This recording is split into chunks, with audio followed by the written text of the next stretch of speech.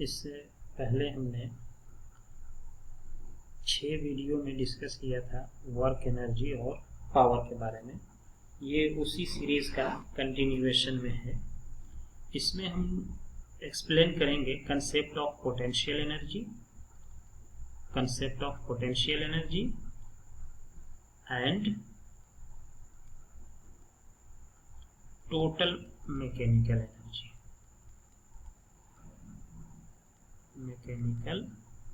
Energy. ये दो चीजें मुझे इस लेक्चर में स्टडी करना है। अब इसमें है कि कंसेप्ट ऑफ पोटेंशियल एनर्जी क्या होता है। ये the word potential suggest possibility for action, यानी कि ये हम लोग कहते हैं कि किसी काम को करने के लिए इसके अंदर कितना पोटेंशियल है, किसी काम को करने के, किसी एक्शन करने के लिए इसके पास कितना पोटेंशियल है। इसको हम कैपेसिटी कहते हैं कि कितना पोटेंशियल है, ये कितना एफिशिएंट है, कितना एनर्जी ये अपने पास रखता है, कितना पोटेंशियल है इसके पास। The term potential energy brings to one mind, एक आदमी ये सोच सकता है कि इसके अंदर कितना स्टोर्ड एनर्जी है, ऐसे भी हम सोचते हैं, इसको ही पोटेंशियल एनर्जी कहते हैं। एक एग्जाम्पल ले सकते हैं, जैसे कि मान लीजिए कि एक तीर है, मान लीजिए कि एक बो है और एक स्ट्रिंग है, यानी तीर धनुष है, उसको खींचते हैं और जब खींच लेते हैं तो उसके पास क्या है, पोटेंशियल एनर्जी उसमें स्टोर हो जाता है। जैसे कि ये मान लीजिए आपका तीर है, इस तरह से बना लिया और इसको जो है यहाँ से ये जो है स्ट्रिंग है, इसको खींचते हैं कस के इधर, तो ये मान लिया ये पोजीशन हमारा आया। तो अब इसके वजह से इसके पास क्या हो गया, ये हमारे पास इसको पोटेंशियल एनर्जी इसमें स्टोर हो गया। अगर ये आपका बो है, एरो है, इसको छोड़ देंगे तो यही पोटेंशियल एनर्जी काइनेटिक एनर्जी के फॉर्म में ये लेके यहाँ से ये हाई स्पीड से ये रिलीज होगा, ये एरो जिसको बो कहते हैं, तीर। दस potential energy is the stored energy by virtue of potential of configuration of a body, यानी बॉडी अपने कन्फिग्रेशन से, अपने पोजीशन के वजह से जो इसके पास एनर्जी होती है उसको हम पोटेंशियल एनर्जी कहते हैं। The body itself left to itself release the store energy in the form of kinetic energy. जैसे कि यहाँ एक स्टोन को उठा करके ऊपर ले जाते हैं, ग्रेविटी का फोर्स इस पे नीचे लगता है, तो यहां से उठा के मान लिया एच हाइट तक हम इसको ले गए, तो इसमें जो मेरे थ्रू जो वर्क हुआ mg, मैंने फोर्स ऊपर लगाया, हाइट h हो गया, तो ये इतना एनर्जी क्या हो जाएगा, इसके इस पोजीशन पर h हाइट पे ये जो है स्टोर हो जाएगा। जैसे ही यहां से हम रिलीज करेंगे, ये जमीन पे पहुंचेगा, अर्थ पे, ये एनर्जी ये क्या कर देगा, वहां से रिलीज कर देगा जो पोटेंशियल एनर्जी इसके पोजीशन के वजह से इसमें जो स्टोर था। पोटेंशियल एनर्जी को और भी हम इस तरह से एक्सप्लेन कर सकते हैं। This work gets store potential energy, gravitational potential energy of an object as a function of height is denoted. For potential energy function of height is denoted by VH mg h।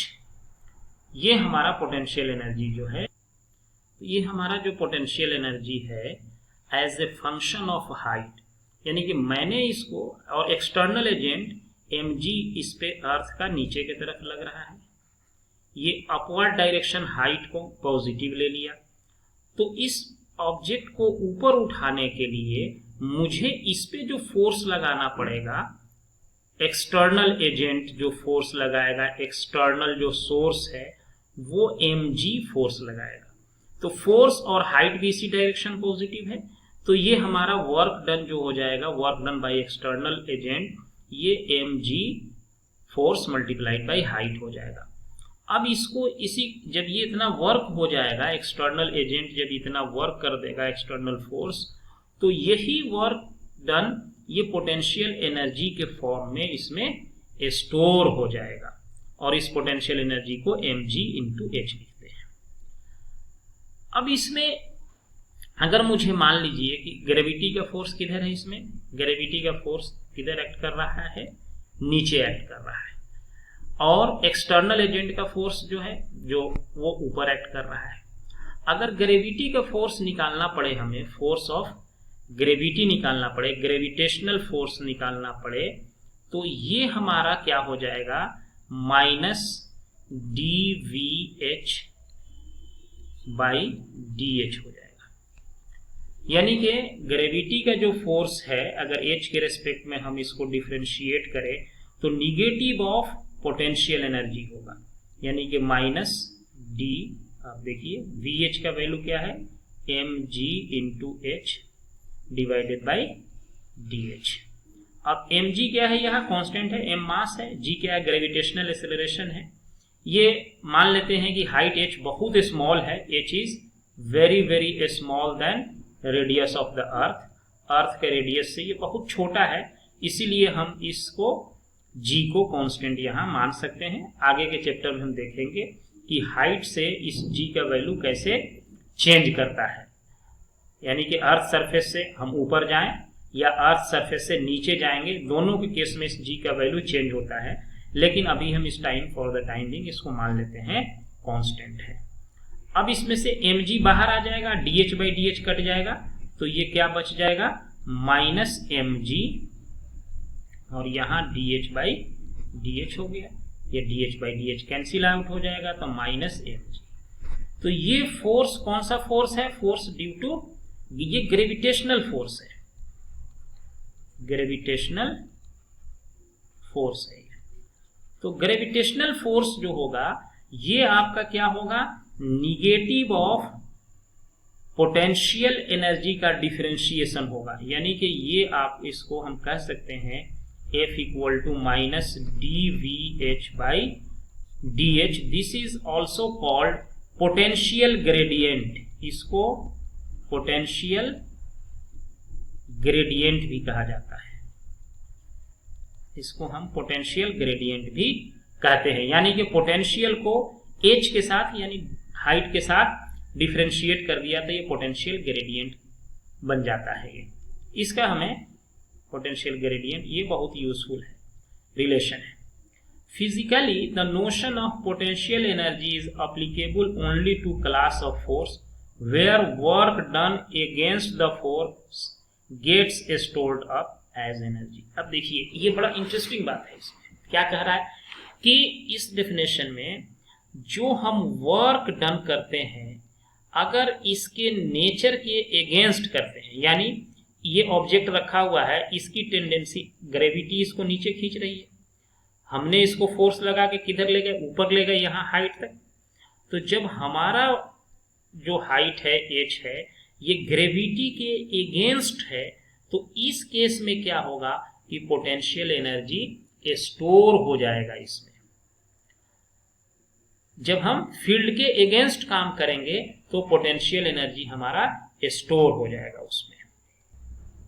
अभी हमने देखा था कि potential energy का, अभी हमने देखा था वी नो दैट, जस्ट हमने ये देखा है कि अभी हमारा पोटेंशियल एनर्जी जो, तो अभी हमने देखा था कि फोर्स जो है वो as a function of H देखा था, ये negative of potential energy with respect to height होता है। अगर इसको हम यहाँ x से रिप्लेस कर दें तो माइनस dvx बाई dx हो जाएगा, या इसको ऐसे भी लिखते हैं dv बाई dx भी लिख सकते हैं। ये पोटेंशियल ग्रेडियंट कहलाता है, ये भी हमने देखा था पोटेंशियल ग्रेडियंट।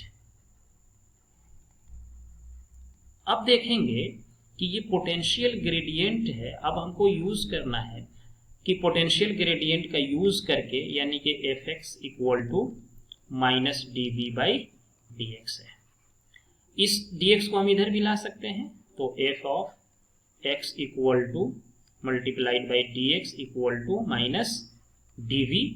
अब इसको मान लीजिए कि इंटीग्रेट कर देते हैं, कहाँ से कहाँ तक, x का वैल्यू सपोज करिए xi से लेकर के xf तक जाता है फाइनल वैल्यू, और ये पोटेंशियल भी जो है इसको भी इंटीग्रेट कर देते हैं। जब xi है तो उस समय पोटेंशियल मान लीजिए vi है, और जब xf है तो उस समय पोटेंशियल vf हो गया। इसको जो है इंटीग्रेट कर दीजिए, इसको जब इंटीग्रेट करेंगे dv का इंटीग्रेशन तो ये v हो जाता है, ये माइनस लगा रहेगा, dv का इंटीग्रेशन v हो गया, ये आपको हो गया vi vf हो गया।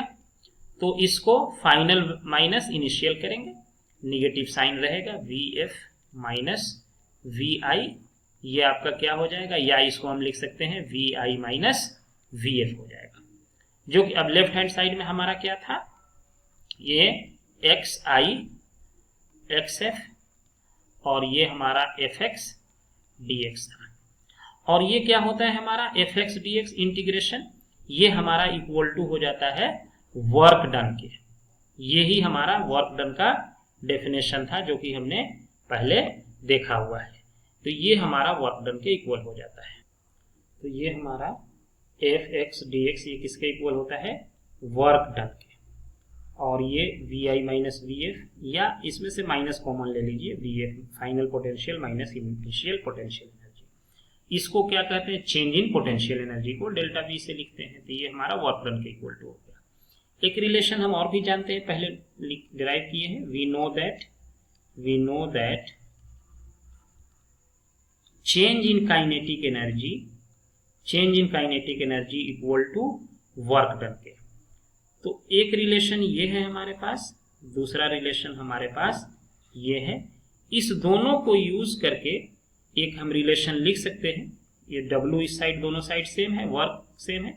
इसका मतलब हुआ कि change in kinetic energy equal to, इस W के जगह पे यहां से देखिए W किसके इक्वल है, delta minus delta V, change in potential energy. और हम लिख सकते हैं कि change in kinetic energy plus change in potential energy equal to 0। Change in, इसको इधर ले आए, चेंज इन काइनेटिक एनर्जी और चेंज इन पोटेंशियल एनर्जी का सम हमारा क्या हो गया, 0 हो गया।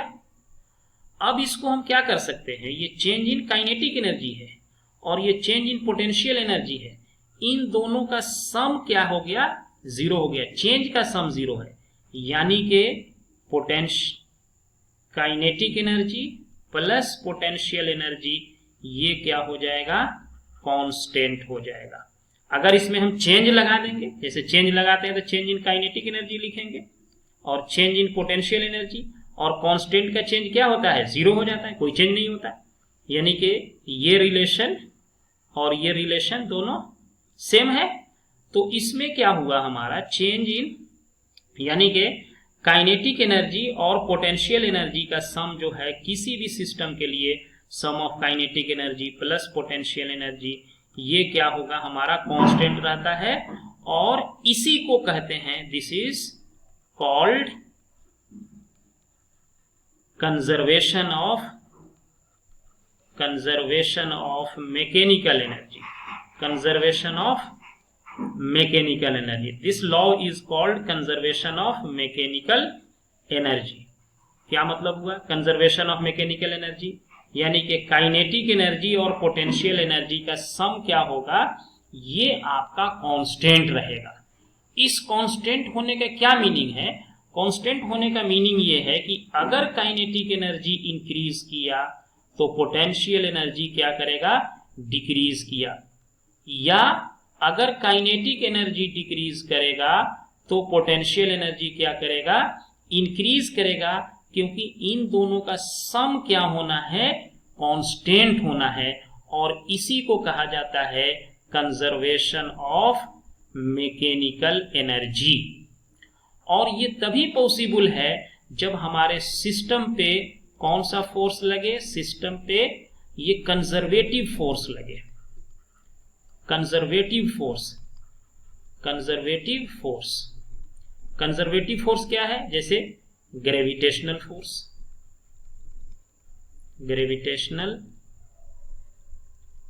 फोर्स है, या जैसे स्प्रिंग का फोर्स है, स्प्रिंग फोर्स है।